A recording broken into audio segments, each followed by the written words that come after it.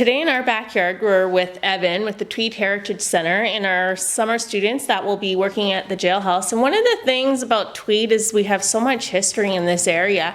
And we're going to be talking to Evan today, and he's going to tell us a little bit about that history. The history of Tweed area is far richer and more profound than most people realize. Most of the time people think of the pioneers who came. Well, much before that time, in fact at the time that Christ was born, there was a native settlement on Sugar Island on the shores of Stokewell Lake. And the native people continued to reside in this area, and in 1698, September 30th, there was a huge battle at the mouth of the Moira and the lake between the Mohawks and the Mississauga people. And initially, the Mohawks, who had set up their camp on high ground by the mouth of the river, drove the Mississauga up the river. And of course it was called Sagonaska River at that time. And they encountered their chief who had been hunting, and he turned them around and they went back to battle.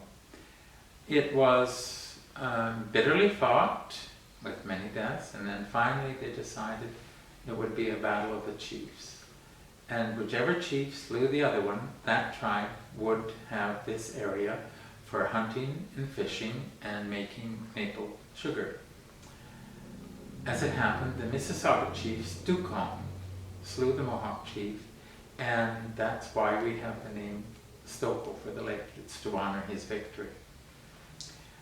The native people continued to reside in this area even after the pioneers started moving in.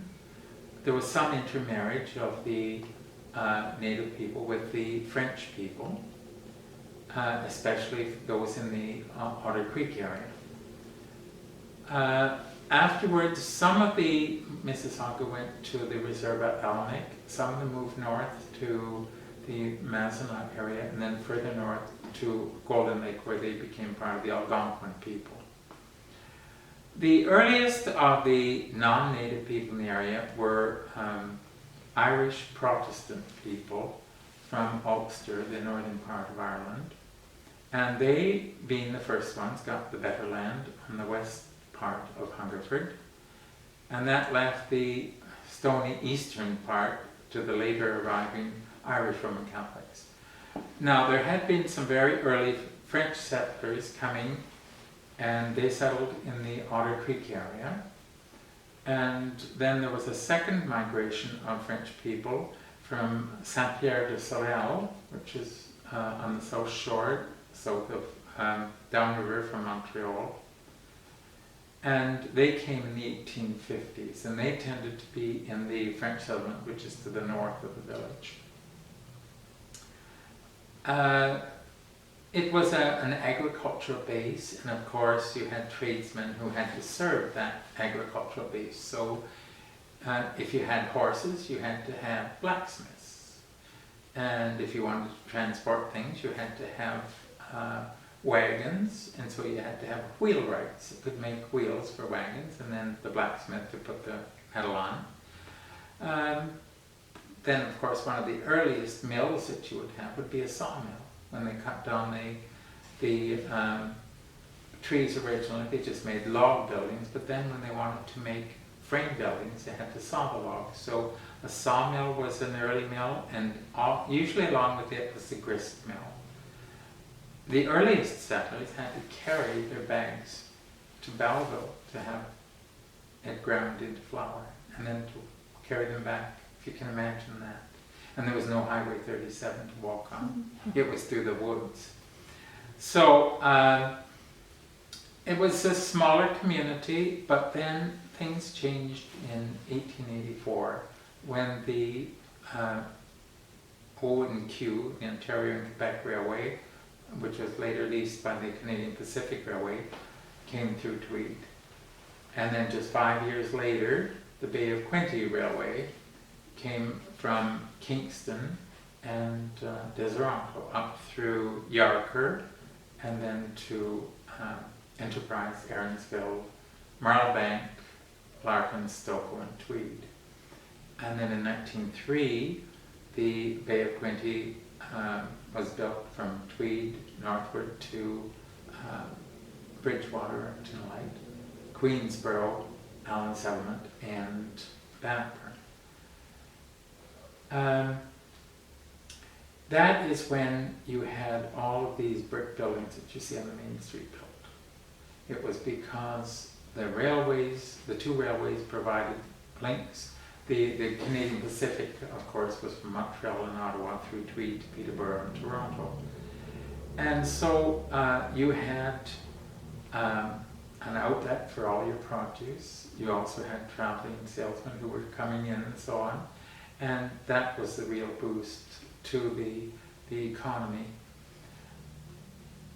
In the early 1920s, the first of the government offices of any size came in. That was the forerunner of the Lands and Forests and Ministry of Natural Resources. And that was a key support for the community up until the 1990s when they closed that office.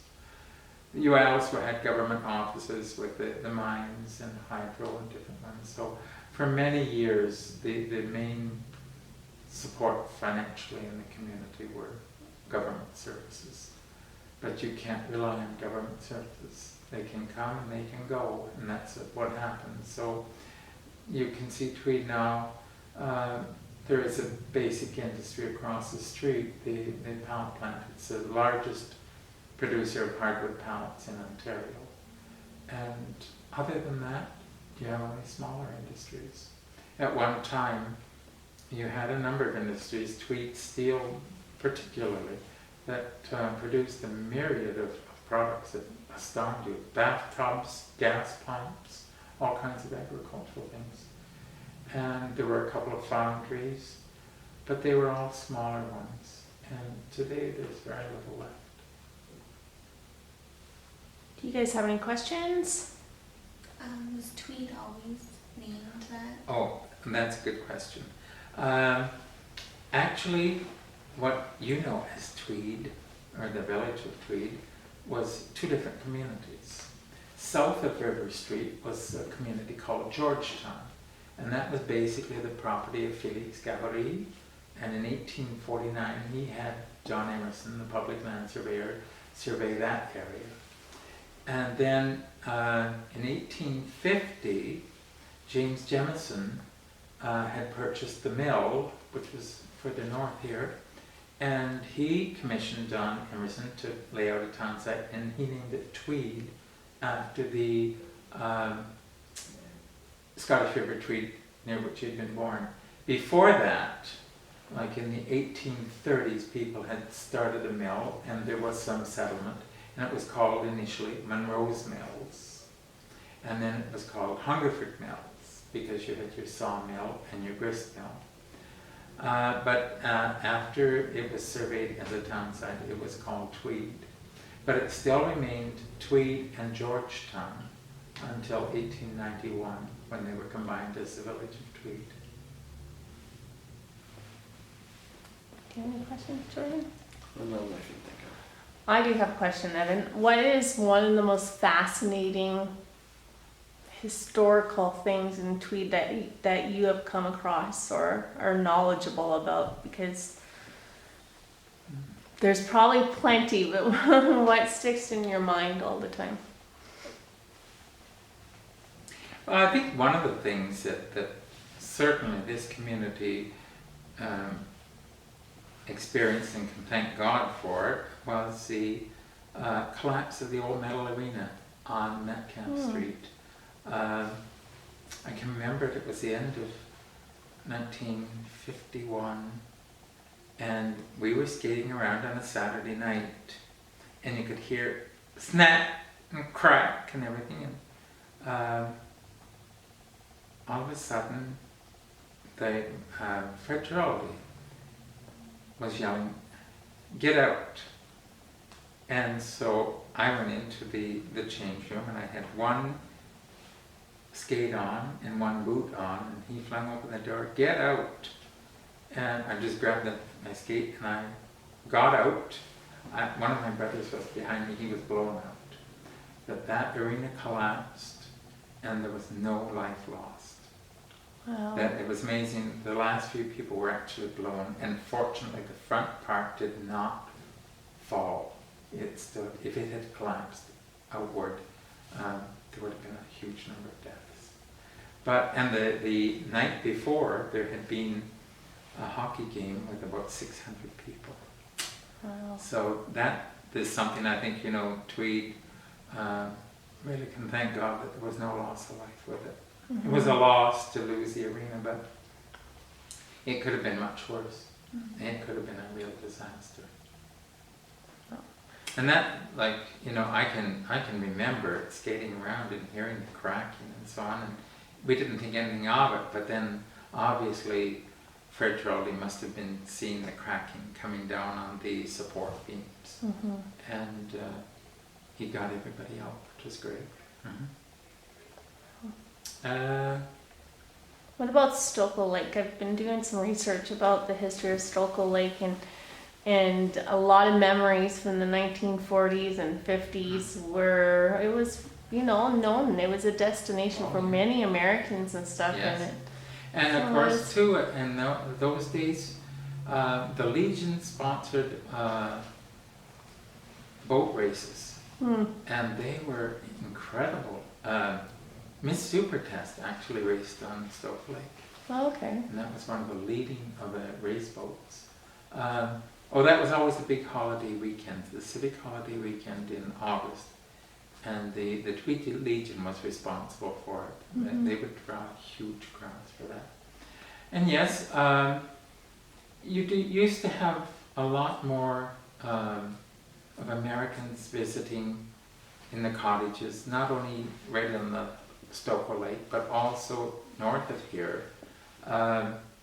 One of the things that we used to have at home in a competition with my brothers, how many different American license plates Mm-hmm. had been seen that day on the main street of Tweed. And that was amazing, you'd have, of course, New York and Ohio and Michigan, but then all of a sudden you'd get some like Wisconsin and Iowa and even Georgia somewhere, and it was always a contest who had seen the most American plates. Yeah. Well, that's great. I thank you for your time. You're very, very knowledgeable about this whole area, and it's very much appreciated. So thank you. Thank